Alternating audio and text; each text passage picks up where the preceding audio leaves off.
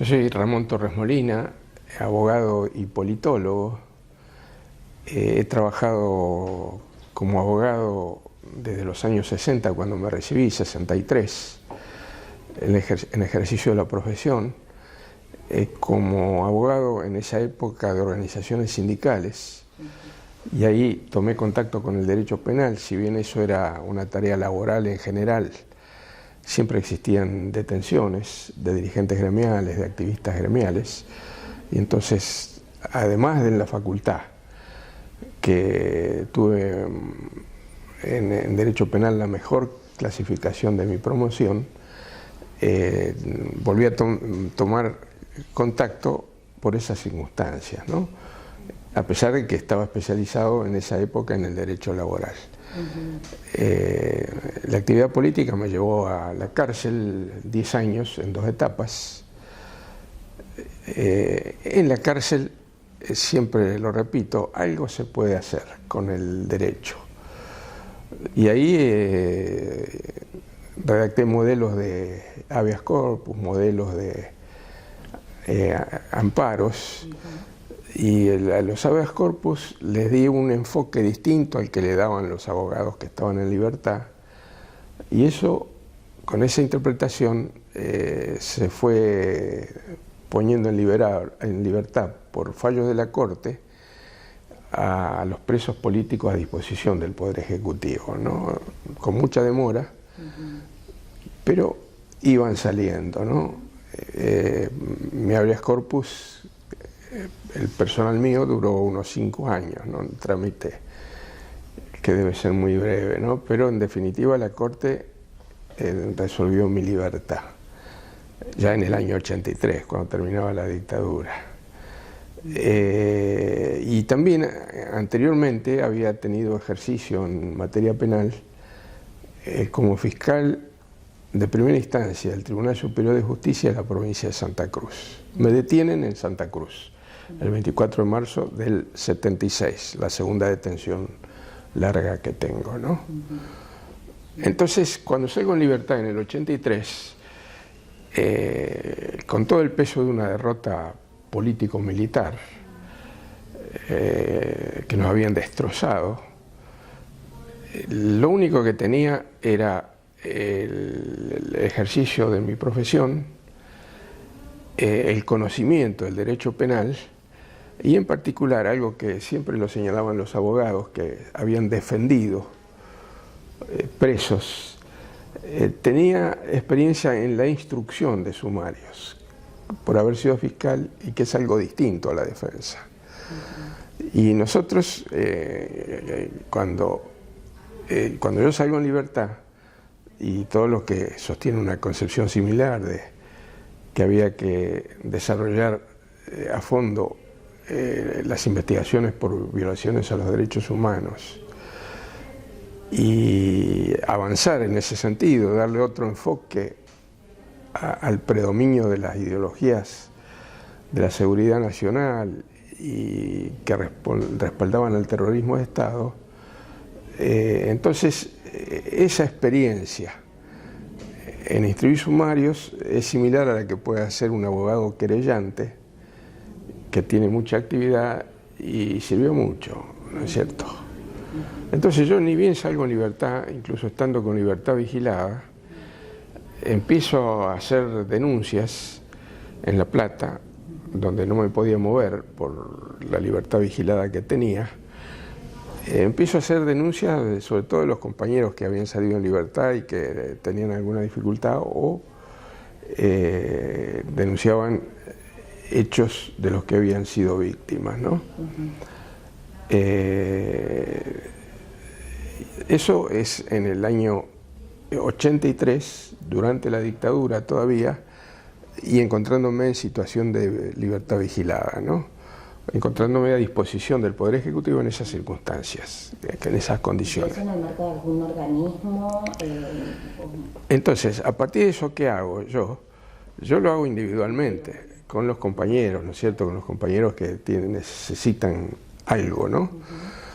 ¿No puedes decir dónde habías estado detenido también? Yo estuve, claro, mi detención fue Me detienen en Río Gallego, estoy unos 3 meses en Río Gallego, me trasladan a Rawson, estoy unos 6 años en Rawson y al final en La Plata. En ese transcurso de Rawson me sacan al campo de concentración de Comodoro Rivadavia, ¿no? Donde estoy 15 días, suponía que no salía vivo, ¿no? Pero muy golpeado, nunca reconocí nada, jamás, por eso muchas veces no se sabe mi militancia política, sobre todo mi militancia en la guerrilla. Nunca reconocí nada, y ni siquiera en el campo de concentración, y estoy convencido de que eso me salvó la vida, porque tenía papeles suficientes como para hacerme desaparecer o fusilarme, pero no los reconocí, ¿no es cierto? Entonces eso fue mi detención. Salgo, empiezo con esa tarea. Yo digo que es una guerra judicial al revés, porque lo único que teníamos era esa posibilidad de, con las leyes, incluso aún en ese momento las leyes precarias de la dictadura, porque existía la autoamnistía y no existía un contexto político favorable, empiezo a hacer esa actividad y enseguida entro a formar parte de familiares detenidos y desaparecidos por razones desaparecidos y detenidos por razones políticas, con actuación básica en la ciudad de La Plata, ¿no? Y entonces ahí, con esa actividad, me contactan Abuelas de Plaza de Mayo en enero del 84, donde van a mi departamento Chicha Mariani y Estela Carlotto, y me piden que fuera abogados de Abuelas, y básicamente circunscripto a la zona sur de Gran Buenos Aires, que la competencia de La Plata era muy amplia en ese momento, ahora está mucho más restringida, y así empecé con los juicios de Abuelas, ¿no? Yo digo que yo vi lo que había, lo que existía en Abuelas, en materia judicial, y en otras materias también, ¿no? Y digo que había un enfoque civilista de los temas, porque Abuelas había hecho por sí misma una labor muy valiosa durante la dictadura, llevando a los jueces de menores todas sus carpetas, que a veces las distribuían, que a veces le daban algún trámite, que a veces no hacían nada, ¿no? Y después, con 2 abogadas, muy voluntariosas, ¿no es cierto?, le hacen un enfoque sobre la base del derecho civil, y así hacen 2 acciones de filiación en los primeros casos que van a la justicia, pero no acciones penales, ¿no? Y entonces eso está medio desparramado en los juzgados civiles, esos 2 juicios, y en los juzgados de menores, que era muy complejo, donde existían muchas trabas, que no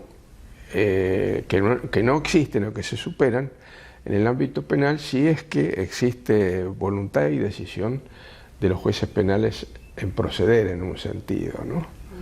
Entonces la primera denuncia penal que hizo Abuela fue a fines del 83, a fines de febrero del 83 o 1 de marzo del 84, creo que fue los últimos días del 83, de febrero del 83, que fue la denuncia de 21 casos contra Camps. Y eso fue un anticipo de lo que fue el circuito Camps, ¿no? Porque ahí incorporamos esos 21 casos que eran de la zona sur, del Gran Buenos Aires y de La Plata, competencia de La Plata. Claro, capaz que nos podés contar bien la competencia que tenía La Plata en ese momento. Claro. Estoy diciendo que ahora es... No, ahora es otra cosa, ¿no? Pero, digamos, existían los juzgados provinciales y los juzgados federales. Los juzgados provinciales en esa época abarcaba hasta Avellaneda. En La Plata, Avellaneda y todo lo que hay por los alrededores, ¿no? Y el juzgado federal también. Después se crearon los juzgados federales en Lomas o más o menos en esa época, y también el Departamento Judicial de Lomas de Zamora, departamento posteriormente de Quilmes, ¿no?, que restringió la competencia de La Plata. Entonces había juzgados federales y juzgados provinciales. Y yo, con acuerdo de las abuelas, opté por el juzgado provincial. Y hice una elección de juez, porque es algo criticable lo que ocurre cuando se instrumentan los juicios en ese sentido. En la actualidad, ¿no es cierto?, lo vemos con las arbitrariedades que se cometen con jueces específicamente destinados a la represión, pero yo esperé el turno de un juez que me parecía un excelente juez, con experiencia en lo que se llamaba menores en esa época, porque había sido juez de menores. Voy a utilizar la expresión de menores muchas veces porque el delito sigue siendo sustracción de menores, ¿no? Niños y jóvenes, niños y adolescentes, ¿no? Pero jurídicamente aparece la palabra menores y a mí muchas veces se me va a ir ahora, y sobre todo por la época, esa palabra. Y el juez al que me refiero es el doctor Antonio Borrás, fallecido, ¿no? Y ahí hicimos una causa que después la he leído, que la considero una causa histórica, 129.342, causa Mariani, que se utilizó como ese anticipo de juicio Camps, del circuito Camps, pero se utilizó además para hacer análisis genéticos. En ese momento solamente existía el HLA, la histocompatibilidad. Y entonces, de los 21 casos, cualquier duda que existía, Abuelas trabajaba con los informes que recibía de la población o de cualquier lado, ¿no?, papelitos, recuerdo bien, y lo más sistematizado que tenía era una planilla por cada caso con la foto. Yo todavía conservo las planillas con la foto original, ¿no? Y esa era la información que tenía Abuelas. Y cuando venía la información de que alguien tenía un chico en su poder, esa causa la utilizábamos para hacer el análisis, con independencia de los hechos históricos que rodeaban a eso, pero sí con la cronología, porque el objetivo no era atribuirle a fulano de tal, a alguien, a una abuela, la incorporación de su nieta, sino analizar y ver a dónde correspondía, porque se iba creando el banco de datos genéticos, ¿no? Ya existía la información y el banco como tal se crea en el 87, pero la información se conservaba antes de que existiera el banco de datos genéticos en el archivo, en el banco, en el área de histocompatibilidad del Hospital Durán, ¿no? Yo fui director 6 meses del banco, ¿no? Pero mucho tiempo después. En el 2006, ¿no?, cuando removieron a la directora Di Leonardo. Y bueno, haciendo un paréntesis, en esa tarea dispuse que se hagan, claro, qué sé yo, de genética, ¿no? Me preguntaban y no sé mucho de genética, no entra dentro de mis estudios de ciencias sociales, pero dispuse que se hiciesen los análisis con la extracción de ADN en objetos, en lo que se podía secuestrar, ¿no? O sea, se superó a partir de ahí la extracción de sangre. Me cuenta que fuiste también porque eras de la Secretaría de Derechos Humanos, entonces ese cargo te habilitaba. Claro.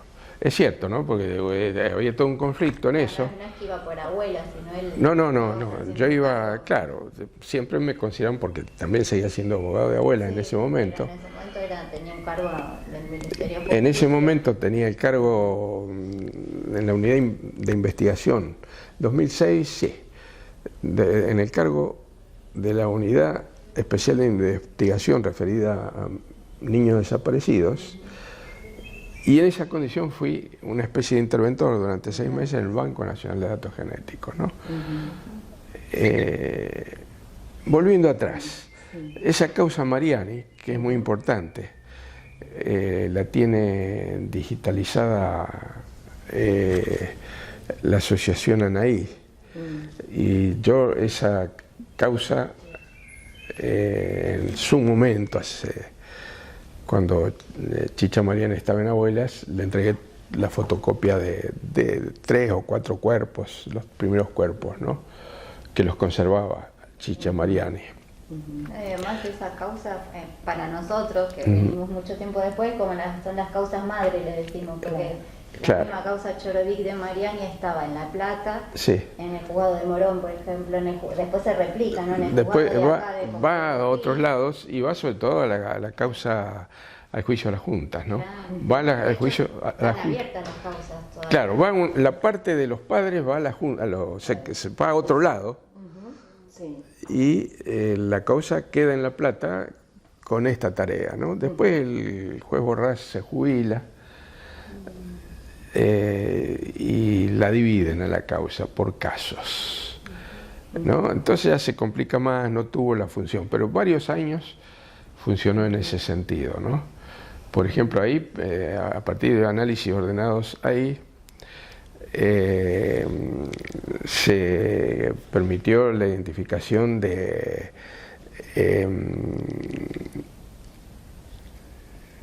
la primera niña nacida en cautiverio, que fue Elenita Gallinari. De Elenita no se sabía nada. No sé si ahora se ha averiguado dónde nació, probablemente sea en Campo de Mayo. Sí, todavía sigue en probabilidad. Pero en esa causa se ordenó análisis y ocurrió que, bueno, yo presencio los análisis, van como 6 o 7 policías llevando sus chicos. Y uno, después que bajamos el análisis, bajamos todo en el ascensor, uno pregunta, ¿no?, ¿con quién se van a hacer esos análisis? ¿Con quién se van a confrontar? Preguntan entre ellos. Y le dicen con los que están denunciados en la causa. Bueno. Y entonces ese era el caso de Elenita, ¿no? Porque no estaba denunciada Elenita ahí. Entonces ahí pido que me informen sobre ese caso, que era alguien que pertenecía a Abuelas, y fue Elenita, ¿no?, que hicimos entonces la correspondiente denuncia y ahí está Elenita, ¿no? ¿Y no estaba denunciado porque Ramón no tenía...? No, estaba denunciado. Lo que no estaba denunciado en esa causa, digo. En esa causa. Claro, en esa causa. Y además no se sabía nada. Porque la abuela se equivoca, dice que la trajeron, se equivoca aquí a la ESMA, ¿no? Pero no la trajeron a la ESMA, ¿no? Cree que seguramente fue Campo de Mayo, ¿no? A lo mejor investigando... De hecho, con el tema del papá también, que era... La represión fue contra él de Campo de Mayo. O sea, claro, seguro que es lo más probable, ¿no? Pero no se sabe nada y apareció así sin saber dónde tuvo el parto, ¿no? Y fue el primer chico o chica desaparecido, nacido en cautiverio, que se recobró su identidad, ¿no? Esa fue la causa. Entonces ahí se trabajó mucho, ¿no? Además sirvió de ejemplo por justamente un caso que no se sabía ni dónde nació, el diario que no se sabe dónde nació, y sin embargo, bueno, a través de esa metodología de las causas judiciales se pudo identificar. Claro. Sí. ¿Cómo era el equipo de trabajo? ¿Dónde trabajaban? ¿Dónde se bueno, nosotros teníamos un ámbito en Abuelas, ¿no? Pero yo al trabajar en La Plata, en general, los casos de La Plata, lo trabajaba en mi estudio, ¿no? Después Abuelas tuvo un local, pero era muy chiquito. Yo siempre utilicé en mi estudio más allá de algunos a veces atender abuelas, una vez por semana venía abuelas, y después me tocaron casos de Ciudad de Buenos Aires, pero básicamente yo trabajaba en mi estudio, con un error muy grande, ¿no? Que fue que yo me acordaba de las causas de memoria y no sacaba copias, salvo en algunas, ¿no? Entonces conservo los escritos que yo hacía, pero no conservo la copia de las causas originales, salvo la grande Mariani, que la fotocopié, la hice certificar y la tenía el Chicha Mariani, ¿no? Pero salvo excepciones, trabajaba de memoria, que me simplificaba mucho el tiempo, pero tiene todo ese error, ¿no? Error posterior. Sí.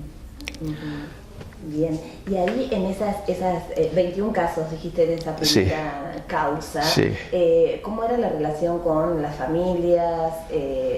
Que, bueno, digamos, vos propusiste, abuelas, ir por esta vía penal, las familias también estuvieron de acuerdo. Pensamos en esto también de cuáles eran las relaciones con el resto de los integrantes y las integrantes de abuelas. Sí, se conversaba con las familias y manifestaban su conformidad en participar, y generalmente tenían que hacer un poder para ello, que en la provincia de Buenos Aires se llama para intervenir como particular damnificado, ¿no? Poder que se utilizó posteriormente cuando se van dividiendo las causas y también en el juicio de las juntas, ¿no? Y los que siguieron al juicio de las juntas paralizados después y reabiertos después, ¿no? Que fue el juicio Camps y Escuela de Mecánica de la Armada, ¿no? Esos se llegaron a instruir antes de que se dictaran las normas de impunidad, y utilizamos los mismos poderes, o sea que la familia estaba de acuerdo en hacer esas denuncias. Se conversaba con la familia y generalmente eran muy ligados a abuelas. Ahora también en esa causa, los 21 casos, hay 2 chicos de 14 años, ¿no? Casos distintos, ¿no? Míguez, por ejemplo, que lo tenemos en el monumento ahí, en la escultura en el Río de la Plata, ¿no? De Pablo Míguez. Pablo Míguez, ¿no? Y otra chica Santucho, de 14 años, ¿no? Claro. Dice que le identificaron Sí, vi que la identificaron, ¿no? Casos que no son chicos, chiquitos, 14 años, 15 años, ¿no? Son casos tremendos, ¿no? Pero bueno, la familia también tuvo como parte de la acción penal dirigida a penar a los que habían cometido los delitos contra ellos. La acción penal, ¿qué figuras penales utilizaban? Retención. Era sustracción de menor. Sustracción, retención u ocultamiento de menor, alteración de estado civil y falsificación de documento de identidad destinado a documento público destinado a acreditar la identidad. Esas eran las figuras, ¿no? Que tenían una pena en esa época menor que en la actualidad. El máximo llegaba hasta 8 años. Y en la actualidad llega hasta 15 años, ¿no? Por eso las primeras sentencias, yo participé en la primera sentencia, que fue el caso Gatica Caracoche en La Plata, tuvo por parte de primera instancia 4 años y 3 meses, y la Cámara revocó a 3 años, ¿no? Pero a cumplir. A cumplir. A cumplir. A veces 3 años en suspenso. No, en este caso fue a cumplir, se tuvo que permanecer detenido 8 meses, ¿no? Para obtener la condicional. Entonces, el tema de las condenas, o sea, la legislación no estaba adecuada a eso, ¿no? Por ejemplo, la falsificación de documentos tenía una cláusula que decía, una aclaración, en caso de perjuicio. Y eso estaba hecho precisamente para inscribir falsamente niños porque no había adopción. Eso no existía legalmente la adopción ni la práctica. Cuando se sanciona el Código Penal en el año 21, entra en vigencia en 1922, Moreno, que es el codificador, el que redacta básicamente el código, dice, en Argentina se pone esto porque no hay adopción.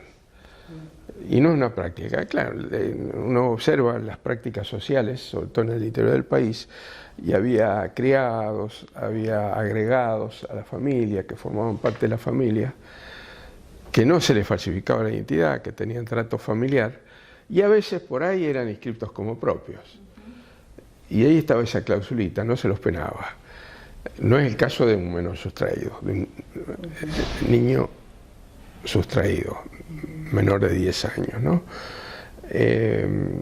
Pero por eso las penas eran leves. Y además en la sociedad y en la justicia, que no entendía todo esto, existía la analogía, el concepto de hacer una analogía con la adopción. En ese concepto altruista de que lo tomaban para protegerlos. No existía el desarrollo y la prueba del plan sistemático de sustracción de niños, y no existía en la sociedad esa conciencia en la gravedad de los hechos, y no existía mucho menos en la justicia, ¿no? ¿Cómo fue batallar contra esos sentidos, contra ese poder judicial? Sí, a mí por suerte no me tocó mucho porque yo actué en La Plata. Y elegí, La Plata era diferente. Era diferente. Y elegí juez y la Cámara siempre respaldó al juez. Las cámaras, las salas de las cámaras, ¿no? Siempre respaldaron, ¿no? A veces, por ejemplo, el fallo de el Gatica Caracoche, que lo rebaja, bueno, dice que no está aprobado la sustracción. No está aprobada la sustracción, que claro, nadie fotografió al comisario que se llevaba al chico. Y no existía el concepto de plan sistemático. Ya se sabía el drama argentino de niños desaparecidos, pero no todo el plan sistemático. Y entonces la Cámara bajó, pero la Cámara siempre convalidó todo, ¿no? La Cámara de La Plata. Incluso la sustracción de sangre compulsiva a el caso Gatica Caracoche, ¿no? Que la llevaron y le extrajeron sangre, y lo convalidó la Cámara, ¿no? Porque podían haber dicho, bueno, esto es nulo, qué sé yo, lo convalidó la Cámara. Y yo desarrollé ahí en La Plata el concepto de extracción compulsiva de sangre. Y fue aceptado, ¿no? Fue aceptado, nunca se ejecutó en realidad, simplemente a veces, como el caso de Gatica, se los llevó a sacar sangre, bueno, se los llevó, ¿no? Pero teóricamente se aceptaba el criterio de que podía tomar a un chico o a una persona el brazo y extraerle sangre, ¿no? Pero también que en ese momento, al ser menores, es como, bueno, la potestad la tenía el juez, ¿no? La tenía el juez, claro, porque no la discusión, porque a veces venía, bueno, yo soy el padre, no lo autoriza, no era el falso padre, ¿no? Entonces no. Entonces eso fue, pero hay una lógica que en uno de los fallos, precisamente de Gatica Caracoche, lo expresan los jueces. Y es simple desde el punto de vista de derecho penal. Y acá lo hace más complejo, que trabajamos con seres humanos, ¿no? Pero el juez en materia penal, por eso siempre fue un camino erróneo lo civil, tiene todas las facultades para resolver los temas civiles que se le presentan en el ámbito penal, ¿no? Y puede anular los certificados de matrimonio de nacimiento falso e inscribir el verdadero. Pero hay una cláusula en el Código Penal que dice que el juez debe restituir la situación que está juzgando a lo que ocurría con anterioridad a la comisión del delito. Entonces, uno roba un auto y no se lo guarda el auto, después no entra a discutir porque le gusta salir a manejarlo una vez por semana, ¿no es cierto? No lo puede pedir eso, ¿no? Es estricta aplicación del Código Penal. Bueno, trabajamos con seres humanos, más complejos, pero en definitiva es lo mismo, se restituye la situación a la etapa anterior al delito. El chico vuelve a la situación anterior al delito, los abuelos y los padres están desaparecidos, ¿no? Y eso se aplicó en La Plata, ¿no? Convalidado por las cámaras, ¿no? Estaba pensando, ese camino de lo penal quizá implicó entonces distinguirla más de la adopción, ¿no? Totalmente, ¿no? Totalmente. Hay un fallo de otro juez, uno que tenía mucha relación con la policía, ¿no? Que cayó ahí algo. Y trababa el caso Tolosa Regiardo, que todavía no se sabía que era así. Que se creía que era Ros Rossetti, pero nunca lo sostuvimos en la causa, ¿no? Se creía eso, ¿no? Entonces me trababa y me hacía, bueno, unas medidas de prueba, por ejemplo, se ofrecía que estaba la descripción de la enfermera que le había hecho a las abuelas Ros Rossetti, ¿no? De donde había sido el parto, que era Tolosa Regiardo, no Ros Rossetti, y decía, desde la ventana se observa una palmera. Y entonces yo le pedí al juez, entre otros un montón de pruebas, ¿no? Que se verifique si desde la ventana de la enfermería hay una palmera o hubo una palmera. Y entonces la prueba que se centró es esa, no el resto de las que eran muy importantes. Entonces hice una cosa que no se hace, tampoco los jueces la aceptan, pero vamos al concepto de cómo estaba desarrollado el tema en La Plata, que cuando se va de vacaciones, fue a ver al juez subrogante. Y le dije, pasa esto, el juez Silva Acevedo. Y entonces el juez, indignado, resolvió que se proceda a la detención del matrimonio Miara, que se lleve a los mellizos en el proceso de la detención al Hospital Durán y que se les traiga sangre. No se puede hacer así porque estaban fugados, prófugos. Pero es el concepto, ¿eh? El concepto clarísimo, ¿no? Extracción de sangre. Y eso sirvió para... Después tuvieron una pelea entre los jueces, ¿no? Cuando volvió la vaca. Claro, pero claro, ¿no? Yo normalmente tampoco lo haría, ir a un juez subrogante en un caso común, decir, mire, no corresponde, ¿no? En general sí es normal todo, ¿no? Pero así ocurrió eso, ¿no? Eso va el concepto, cómo fue cambiando. En la sociedad todo un proceso, ¿no? Más lento. Recuerdo todos los casos complejos de restituciones, ¿no? Sobre todo acá en Capital, donde se hacía todas campañas para que los niños quedasen con quienes los tenían en su poder. A veces eran adopciones de buena fe o no, otras no, otras eran inscripción falsas, pero eran todas campañas que tenían mucho efecto mediático. Y la idea de gente común, bueno, ¿para qué van a remover eso, no? Si están bien. No podían estar nunca bien, pero bueno, esos eran los conceptos. Eso progresivamente se fue revertiendo, pero hasta fines de los años 80 eso subsistió en otros ámbitos, no en La Plata, que más o menos hubo ese manejo. Después se aumentan las penas, ya implica algo. Se adopta la Convención sobre Derechos del Niño, que fortalece mucho eso, ¿no? Se cambia en el Código Penal el capítulo Derechos contra el Estado, Delitos contra el Estado Civil, y se le agrega y la identidad.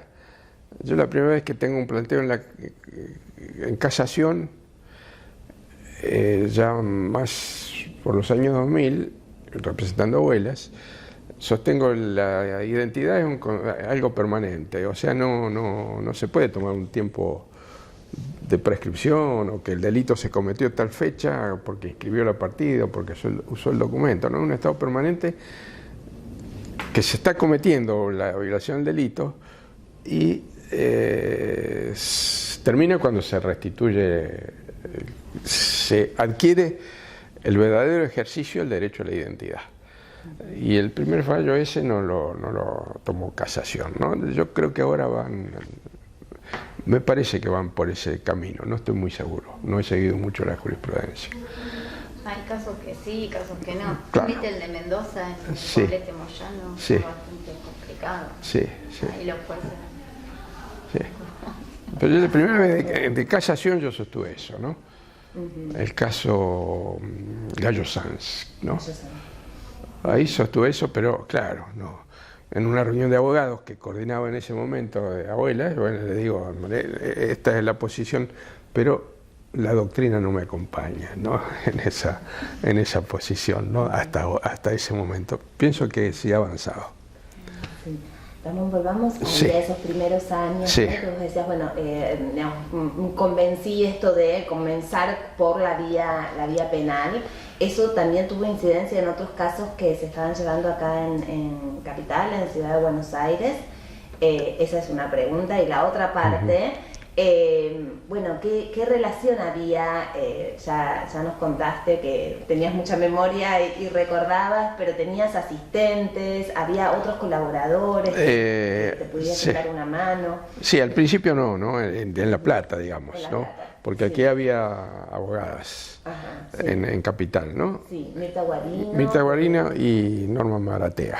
Sí, ellas dos en Capital y yo en La Plata, ¿no?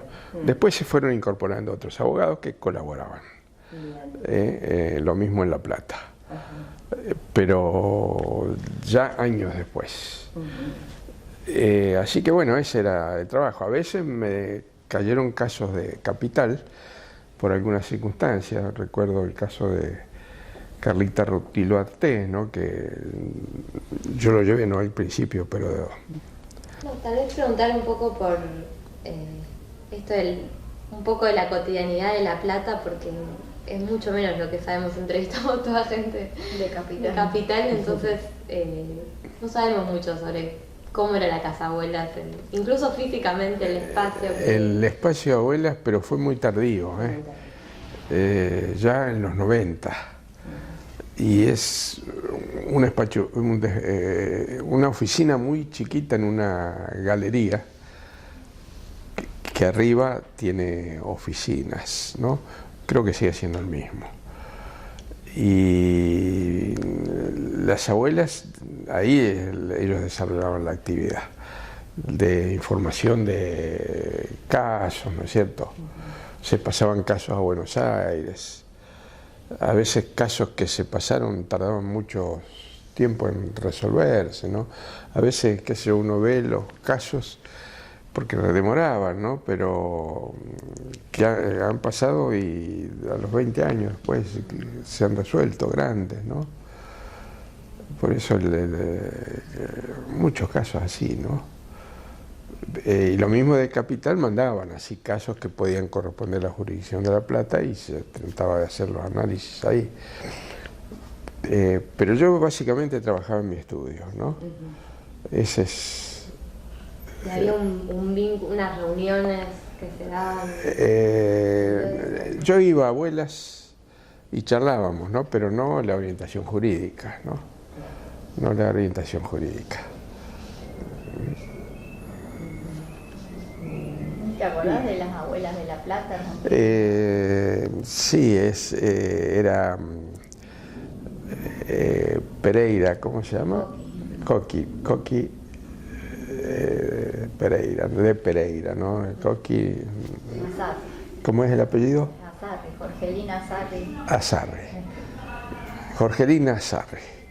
Ella e Isabela Valenci, la hermana de otro de los casos que yo llevé, también otro caso terrible, ¿no? Pero ellas eran las que estaban siempre, las más activas. Bueno, iban a veces gente que colaboraba, alguna otra abuela, pero ellas dos estaban siempre, ¿no? ¿Cómo eran en su cotidianidad? ¿Cómo eran? ¿Cómo eran ellas? Y era Jorgelina Azarri era muy ejecutiva. Tenía una visión general de las cosas, ¿no? Por suerte encontró a su nieto, creo que es, ¿no? Nieto. Y disponía medidas, ¿no es cierto? Y sobre todo cuando los casos no correspondían a La Plata, mandarlos a Capital, ¿no? Y me daba a mí las cosas, me consultaba la posibilidad de los casos de hacerlos aquí ahí en La Plata, ¿no? Y Isabela Valenci muy metida en su caso. También colaboraba, todo eso, pero muy metida y muy afectada por el caso de su hermana, que fue no solamente el caso de su hermana, fue el de las enfermeras, ¿no?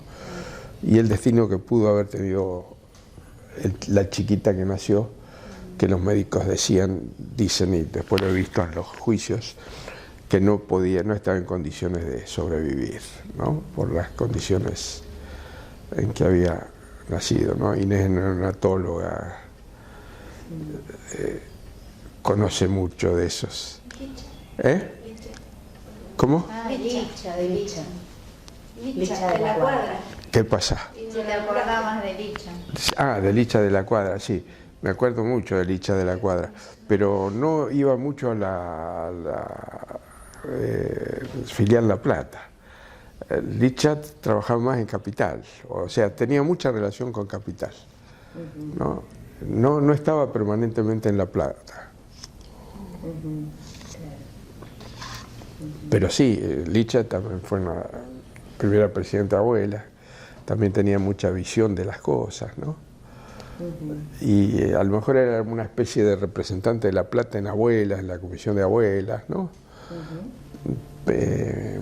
Muy activa en todas las cosas que se hacían. Pero no en la filial, no estaba permanentemente, a eso es lo que voy, ¿no? Sí. Y luego, bueno, decías recién, fue más tardía, digamos, la constitución de la oficina, sí, de los 90, ¿cómo fueron esos primeros 90, luego, bueno, de indulto? Y fueron muy complicados, ¿no? Precisamente por la impunidad en otros ámbitos, no en el caso de abuelas, ¿no? Entonces ahí es donde pensamos, vimos, buscamos vueltas. Y ¿Vos, Ramón, seguías desde tu estudio o tenías un cargo?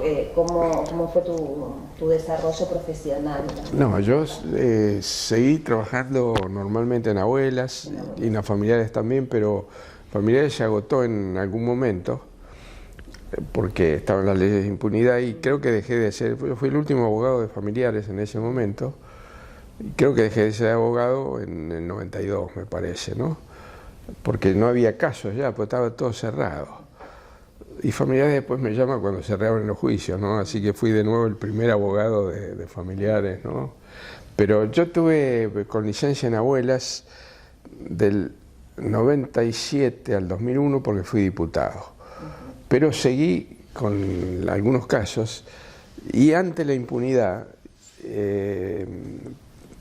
pero eso fue antes de ser diputado, elaboramos la denuncia por plan sistemático de sustracción de niños, ¿no?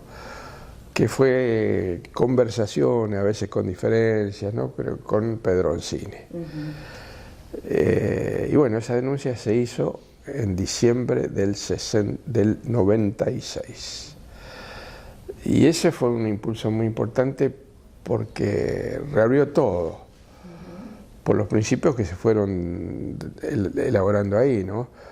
Por un lado ya, bueno, aparece claramente la discusión sobre el plan. En el juicio de las juntas no consideraron probado un plan de sustracción de niños. Yo creo que fueron 3 casos los que se consideraron, o se penaron, que fueron los 2 casos de Gatica, Caracoche y no sé si uno más. Entonces esos 3 casos no dieron como para considerarlo como un plan sistemático, así lo consideró la Cámara, a pesar de que se denunciaron muchos más casos.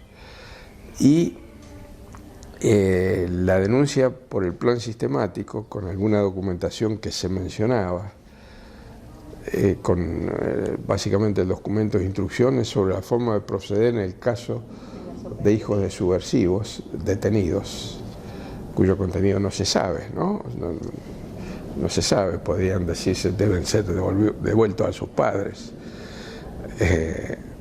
La práctica demuestra que no fue así, que decía otra cosa, decía todo lo contrario. Y ahí estaba en la causa Camps, porque... Claro, ahí está. No, la causa Camps tiene otra importancia porque demuestra mucho la ideología de las... Pero ahí digo, con Camps es que diría el que más... Sí. Digamos, explaya sobre el procedimiento de qué hacer con los chicos en los operativos. Camps y otros son muy importantes en cuanto difunden la idea de la ideología de la sustracción de niños. Los familiares educan a sus niños en la subversión y eso no puede ser aceptado, ¿no? La otra es, yo no maté personas, maté subversivos, ¿no?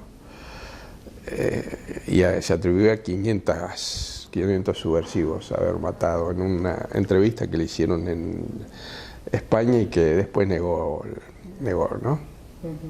Pero estaba todo, estaba la grabación, estaba todo, ¿no? Entonces hay muchos que siguen esa concepción. Entonces el plan sistemático es un poco, la denuncia del plan sistemático, enfrentar eso y hacer público judicialmente lo que había ocurrido, cosa que abrió las posibilidades de otras, de los casos individuales, porque si uno no probaba que se lo había llevado, el que lo tenía apropiado, con el plan formaba parte de una sustracción de menor. Entonces, fundaron, decías, perdona, en ese acta de procedimientos, qué hacer con los niños, ¿no? Los hijos de... digamos, nosotros, entre otras cosas, incorporamos un documento, sí, que era un acta que se había hecho, creo que en Córdoba, cuando la dictadura ordena destruir la documentación relacionada con el Ministerio del Interior, dice, como no reconoce que hay desaparecidos, dice, con las personas dispuestas a disposición del Poder Ejecutivo, ¿no? Pero teóricamente destruyen todo. Yo creo que algo destruyen, pero se lo llevan microfilmado. Y entre esos documentos, o sea, en Córdoba queman los documentos y hacen un acta. Y entre los documentos que queman es uno que tiene ese título: Instrucciones a seguir en los casos de los hijos de subversivos detenidos. Y eso nos abrió con la práctica que ocurría. También es cierto, esto hay que tenerlo en cuenta, que tenía mucha independencia las áreas, las zonas y las subzonas, el que ejecutaba, y que muchas veces hacía lo que se le ocurría. A veces bien, porque en el juicio, para contrarrestar la denuncia, presentaron más de 100 casos de niños restituidos, ¿no? Porque se le ocurrió a alguien restituirlos, ¿no? Y los entregaron. Entonces no era muy sólida la doctrina en el ámbito nacional. Era muy sólida en el capital, en el cuerpo 1 de ejército, en el ámbito del Cuerpo 1 de Ejército y en el ámbito de institutos militares, ¿no? Donde está el general Rivero. Yo he leído la indagatoria de Rivero, el escrito que presenta, y Rivero dice, se me acusa de que, pero esto es una barbaridad, a uno si lee eso se convence que no sabía. Porque dice que es un disparate, es algo totalmente fuera de lugar, robar niños. Bueno, esa fue la denuncia del plan sistemático, que aprobó el plan sistemático, que condenó. Fueron creo que 26 casos en total los que se juzgaron. 36 los que quedaron. Los que quedaron se agregaron y bueno, pero fue algo más, porque como estaba vigente la impunidad, ahí se elaboraron principios que se aplicaron después, que en ese momento no se aplicaban. Y por ejemplo, cuando se pide la prescripción de la acción penal, no era necesario que la Cámara dijese lo que dijo, porque ya estaba vigente la Convención sobre desaparición forzada de personas. Los niños desaparecidos no habían aparecido, no se le había restituido su identidad, el delito continuaba vigente, entonces no podía prescribir. Ese solo argumento bastaba, era suficiente. Sin embargo, dicen, estos son delitos de lesa humanidad y son imprescriptibles.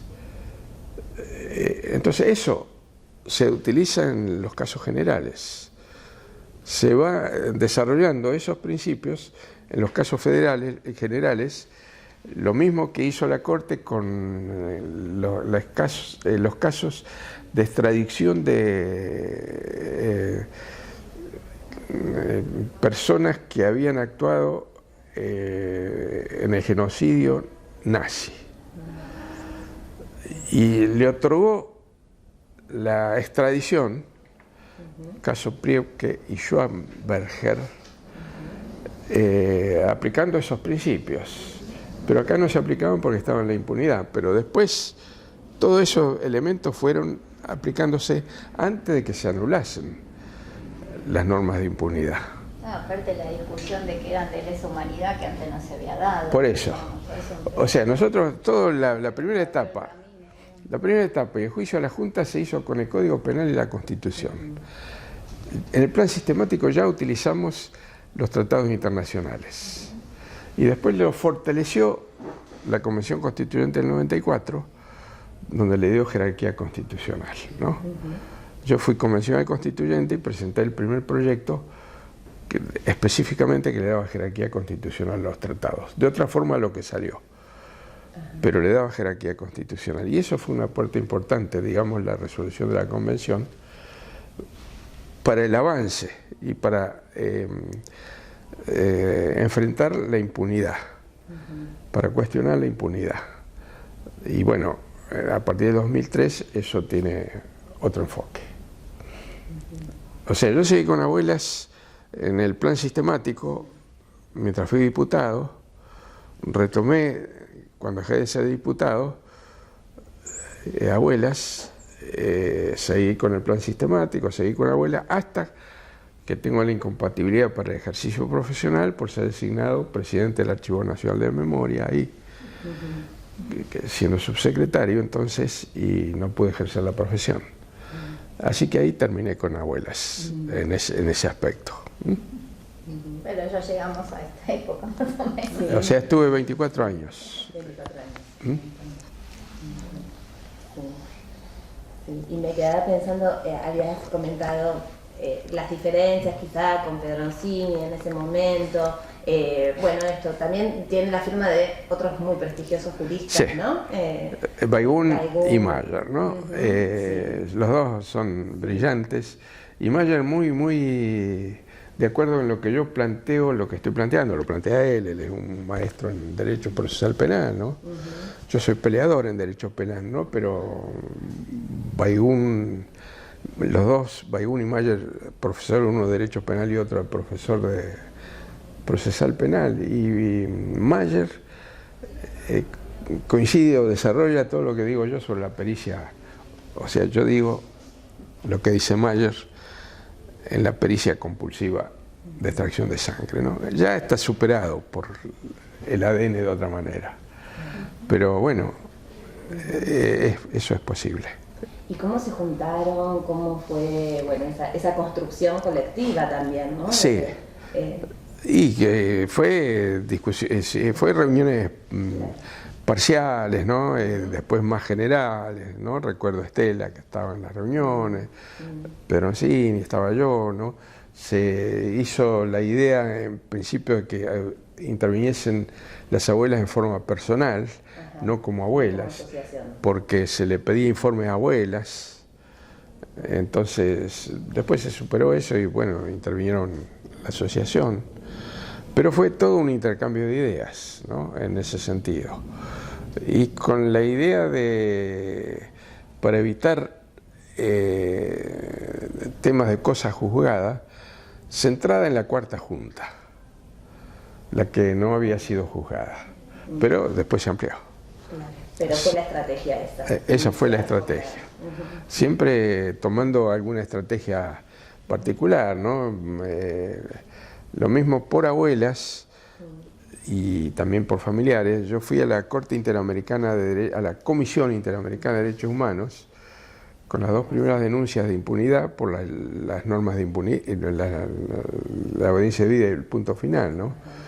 Y ahí salió la resolución 2492 que dice que Argentina debe solucionar ese tema, ¿no?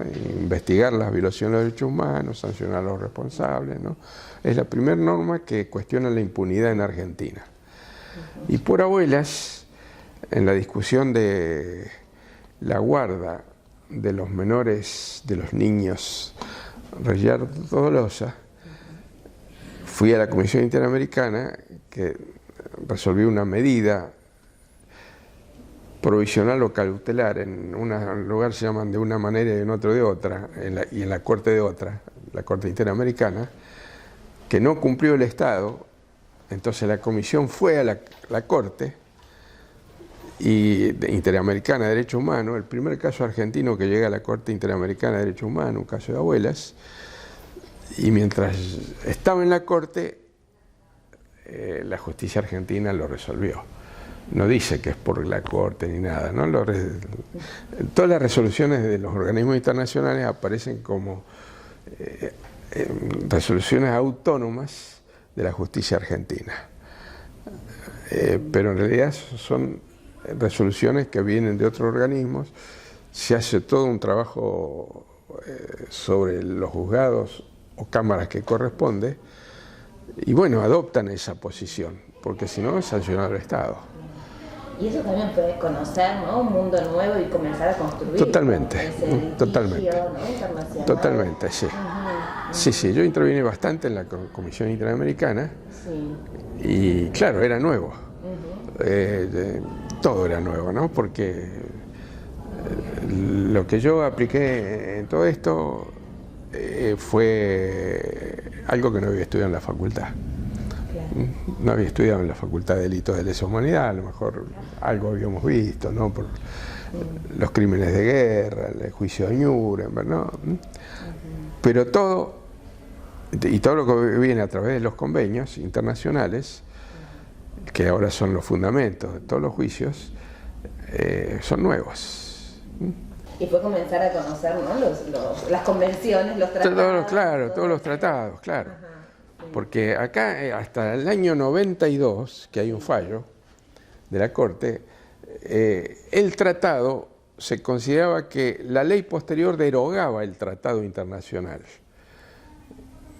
Traía inconvenientes en el ámbito internacional, pero el tratado derogaba la ley anterior.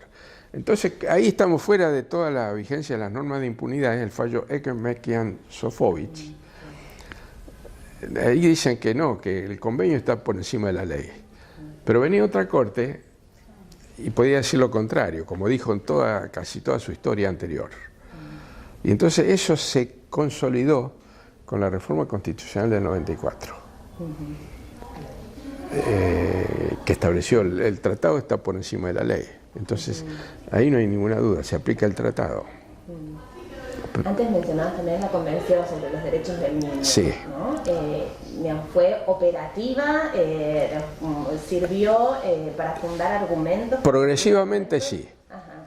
En forma progresiva sí, ahí se aplica, ¿no es cierto? En cualquier caso civil, ¿no?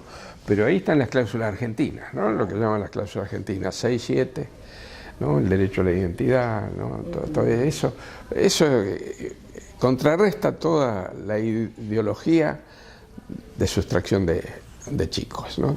Todo eso fue creando un clima que cambia, ¿no? Que cambia. Sí. Antes recordabas a Jimena Vicario. ¿Me querés contar un poco de eso? Sí, a mí me tocó nada más y nada menos que el momento de la entrega, ¿no? Porque era una causa que no la llevaba yo, era feria judicial. Me quedo en feria para descansar porque estaba con mucha actividad, ¿no? Y justo ¿En La Plata o aquí? En todo, ¿no? Todo está acá. Entonces voy a descansar el mes de enero, ¿no? Siempre pasa en la feria. Me compré una hamaca paraguaya para colgar en mi casa, que de La Plata eso podía colgar y descansar, ¿no? Me tocó entre otras cosas, ¿no? La entrega de Jimena, ¿no? Bueno, ahí estamos en el año 89, enero del 89. Y todavía estaba vigente toda la ideología que existía sobre los chicos que debían conservarse con quien los tenía en su poder, ¿no? Y más que era un caso de adopción. Pero, o sea, es un elemento más el caso de adopción, ¿no?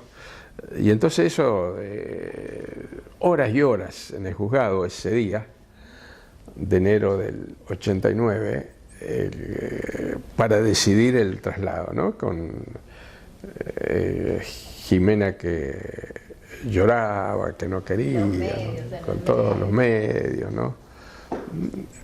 Eso fue muy duro, ¿no? Pero así fue, así era, ese fue muy duro, todo era, el contexto era así.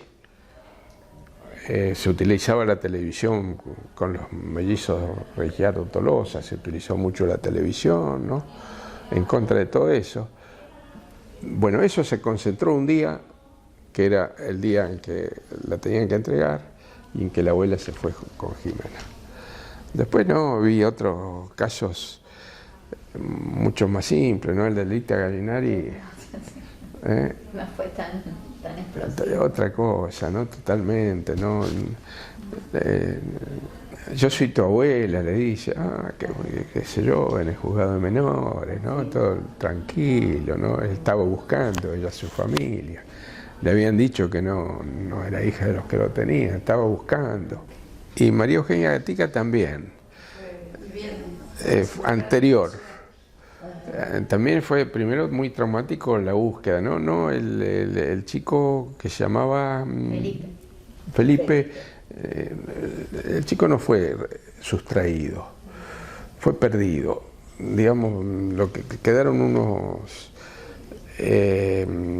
vecinos, pasó otro, lo tuvieron. Cuando se aclara bien todo, lo entregan.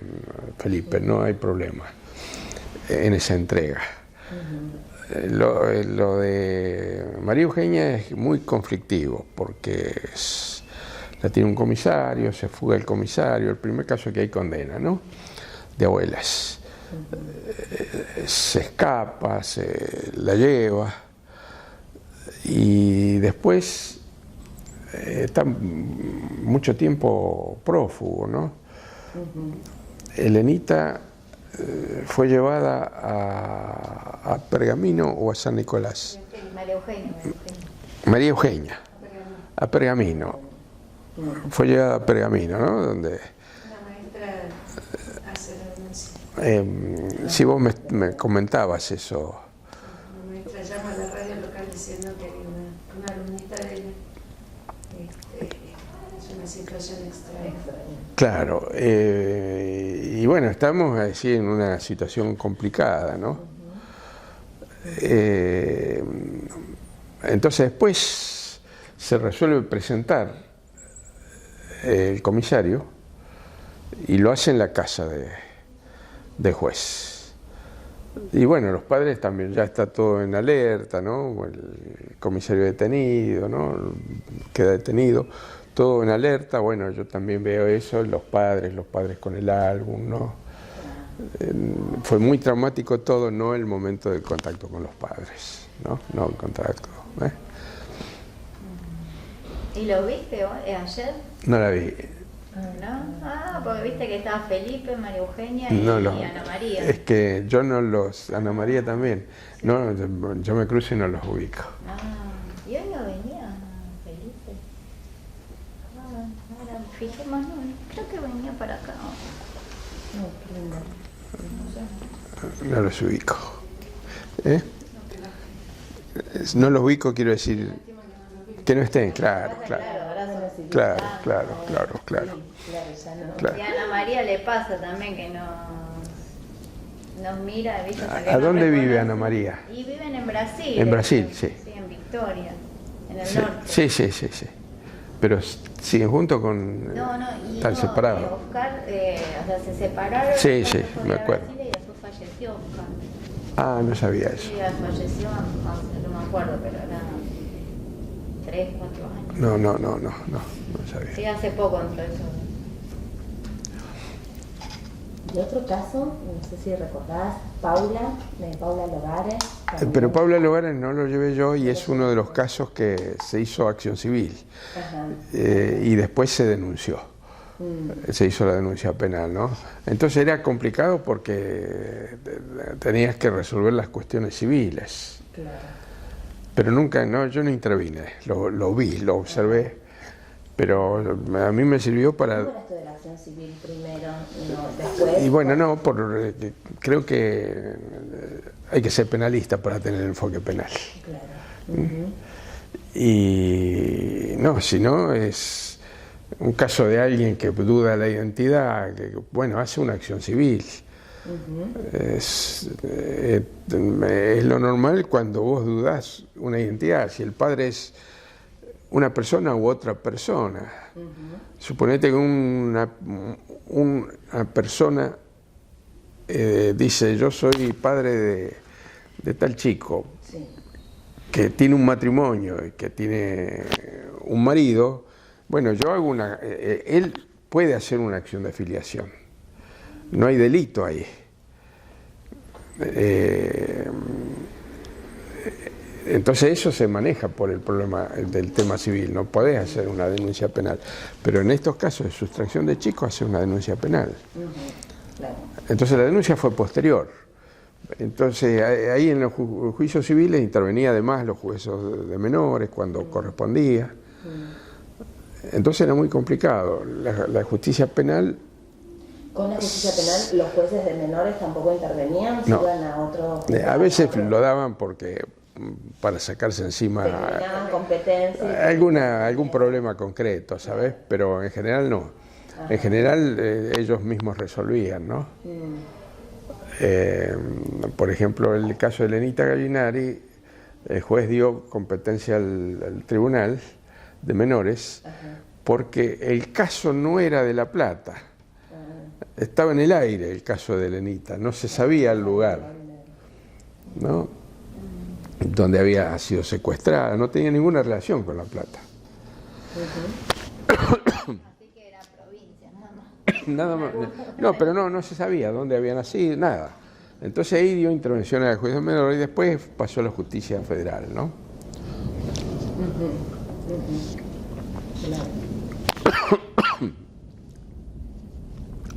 Y también me quedaba pensando en cómo era la relación, tu relación, pero en el resto de la institución, con los psicólogos, psicólogas, las pericias que necesitaron en aquellos momentos, de eso.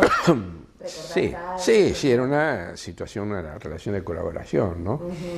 Los psicólogos daban otro enfoque a lo que daban un psicólogo oficial, un perito oficial, que lo tomaba como un caso de adopción, por ejemplo, o de discusión de tenencia entre un matrimonio. Una conflictiva familiar. Claro, una conflictiva familiar, ¿no? Entonces los psicólogos aportaban todo eso. Era muy importante, ¿no? Los mismos genetistas, ¿no?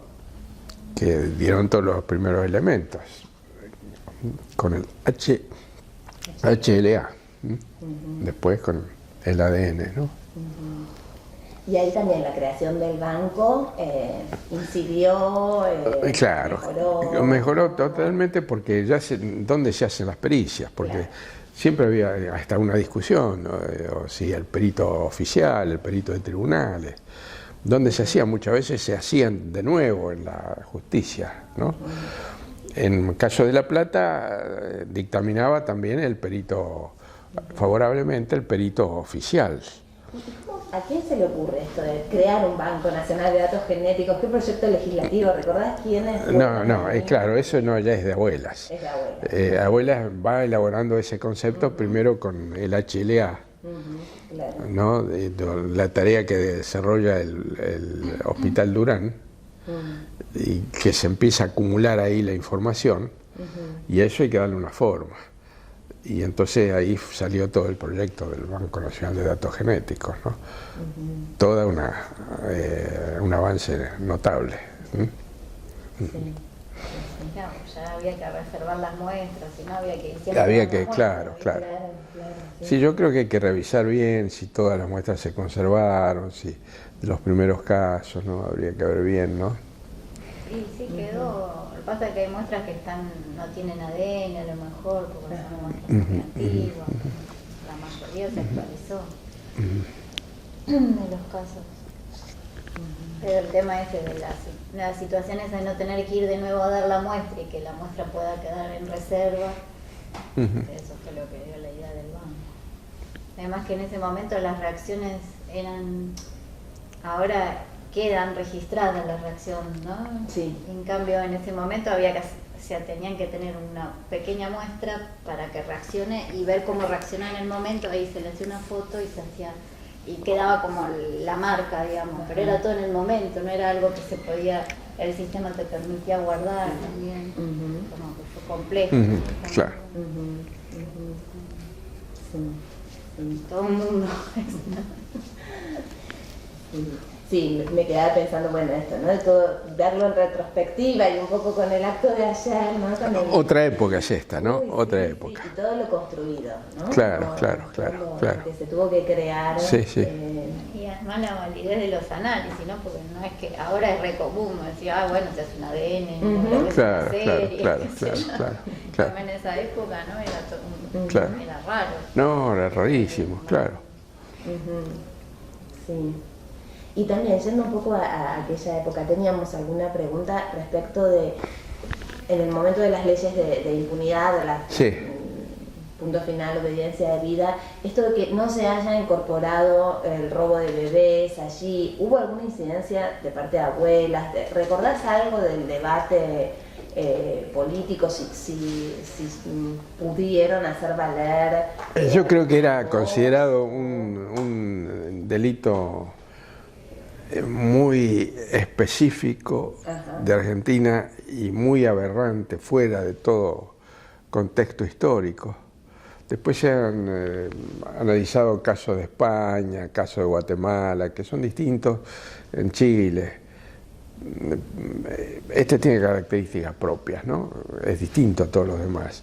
Y eso llevó a que se lo excluyera, ¿no? Eso llevó a que se excluyera el punto final, ¿no? Del punto final y de la obediencia de vida. Y bueno, con eso se siguió trabajando. Se pudo seguir trabajando. Pero siempre el contexto era negativo por la impunidad. Cuando se rompe la impunidad, el contexto es otro. ¿Qué otras labores recordás de, bueno, esto, ¿no? De discusión, conocimiento, estudio, seminarios? Sí, se hicieron muchos.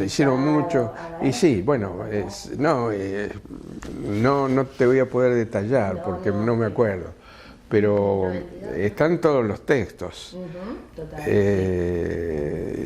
En todos tuvimos participación, en casi todos, ¿no?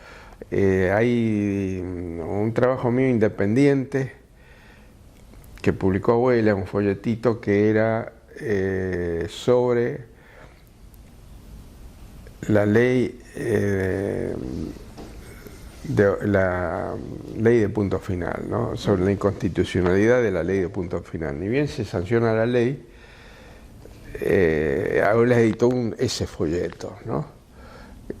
Considerando a la ley de punto final como una amnistía encubierta, ¿no? Que yo hice ese trabajito. Y después todos los seminarios, que progresivamente se va incorporando el derecho internacional de los derechos humanos. Ahora es otro el contexto, ahora partimos del derecho internacional de los derechos humanos, antes no era así. Pero están los textos, Hay un viejo libro mío, Los derechos humanos en la Argentina, que está en la biblioteca de Abuelas, algo tiene. Y hay un nuevo texto de segunda edición, Los derechos humanos de la Argentina, que tiene la recuperación de todo lo de Abuelas, que hice yo, digamos, de la intervención en los seminarios y todo eso, que me olvidé de traer. Bueno, que me olvidé de traer para Abuelas, que me olvidé de traer para el Conte, y que le dejé otros libros en el Conte, ¿no? Bueno, se me quedó. Anotamos. Sí. Te lo estaremos pidiendo.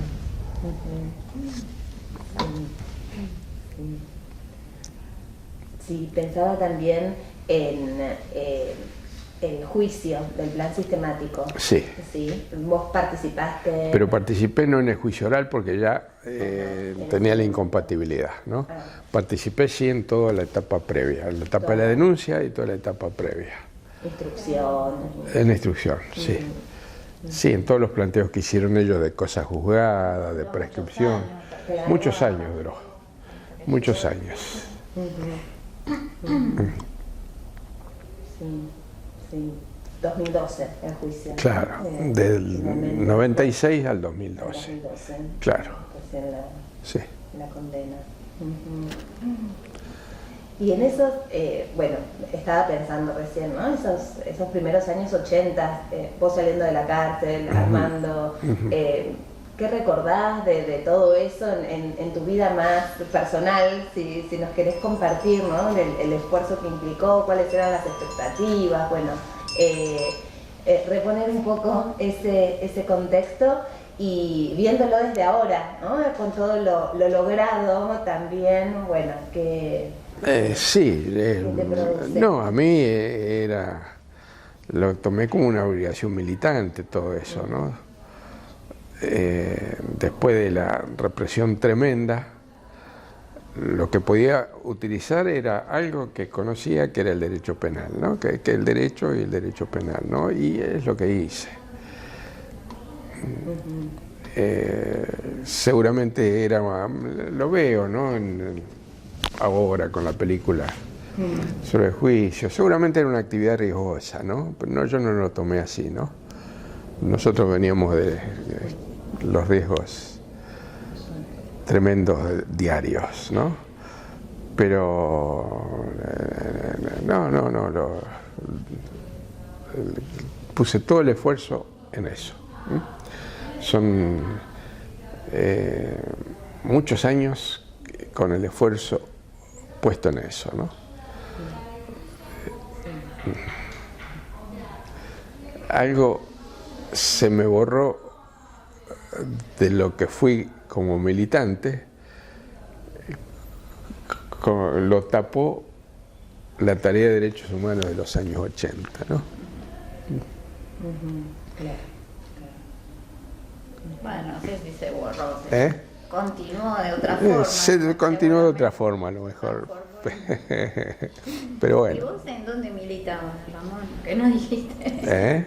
¿Vos dónde militabas? Y yo militaba en la guerrilla. ¿Pero en dónde? Digo, ¿en qué? Nosotros fuimos originariamente de los grupos iniciales de la FAP.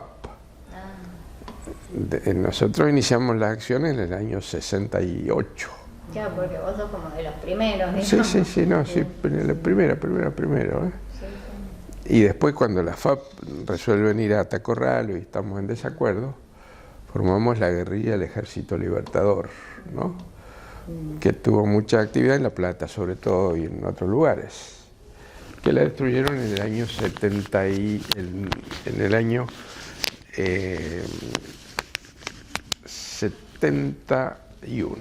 La guerrilla del Ejército Libertador fue destruida en el año 61. Porque fueron todos presos, porque desarticularon, ¿no? Y bueno, cuando yo salgo en libertad en la primera época, porque a mí me detienen en el 69, en ese momento están destruyendo militarmente a la guerrilla del Ejército Libertador. Mi militancia viene del peronismo, fui fundador de la Federación Universitaria de la Revolución Nacional, donde militó Néstor, ¿no? Pero muchos años después, muchísimos años después. Y bueno, después seguí, después fui diputado por el FREPASO, ¿no? Del peronismo disidente. Pues estuve en los primeros grupos que apoyaron a Néstor, ¿no? De entrada, ahí en el FREPASO consideraban que por ahí hubo un diputado que propuso que me echaran porque era kirchnerista. Yo en el año 70, en el año 2000,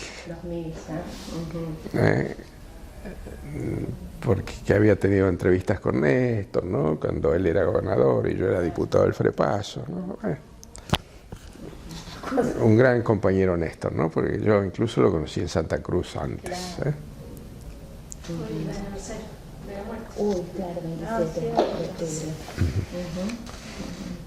Ahí estamos.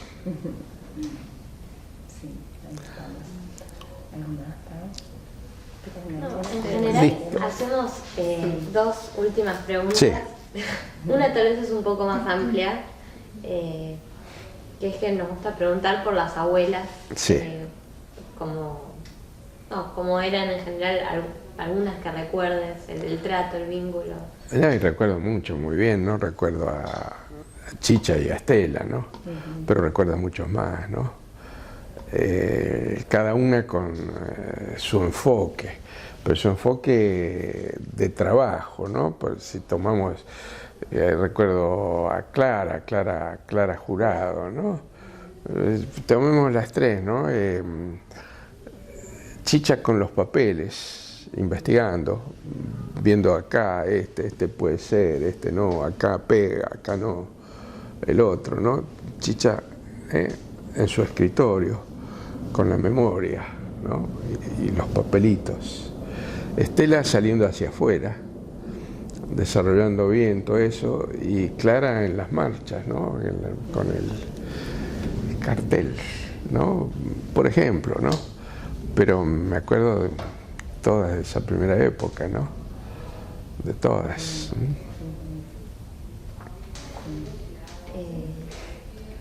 ¿Y perdón, retomando estas preguntas de cierre, algún hito en la historia del movimiento de derechos humanos de abuelas en particular que para vos sea así como que merezca ser más recordado o que haya incidido en el desarrollo posterior de los hechos? No, a mí me cuesta mucho una cosa, yo creo que es todo progresivo. Una acumulación de luchas, de leyes, de desarrollo cultural, de prédica hacia afuera, ¿no? Entonces yo no veo algo que cambie, ¿no? Todo progresivamente fue cambiando, ¿no? el Banco de Datos Genéticos, la CONADI, los juicios, la interpretación de los tratados, ¿no? La Convención sobre Derechos, pero todo fue acumulándose, ¿no? No te puedo decir un corte, ¿no? La declaración de la Comisión Interamericana sobre la Impunidad, la resolución 2892, ¿no? Todo. Eso también como en la incorporación de los equipos técnicos, ¿no? Cómo va cambiando abuelas Sí. también con los nietos. Sí, sí, seguro, claro. Se va haciendo, además la técnica es mucho más compleja, ¿no? Lo que era muy artesanal es mucho más complejo, ¿no? Hay abogados de primera línea en abuelas, ¿no? En la actualidad me refiero, ¿no? De primer nivel. Y en general cerramos con una pregunta que es, ¿qué son las abuelas para vos y qué aprendiste? Y es un pedazo muy importante de mi vida, ¿no? Y de la historia del país. Las dos cosas, ¿no? Son 24 años de un ámbito al cual estuve estrechamente ligado, muy ligado, y es la historia del país porque permitieron recuperar la democracia, ¿no? Con los organismos de derechos humanos, con la lucha del pueblo.